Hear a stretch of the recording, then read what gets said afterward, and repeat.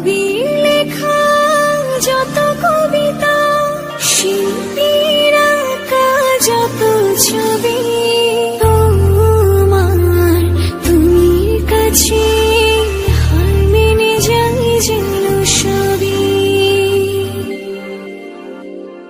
সাঁঝের বেলার রাঙা গধূলি, বর্ষাকালের ভরা নদী, তোমার রূপের কাছে হার মেনে যায় যেন সবই।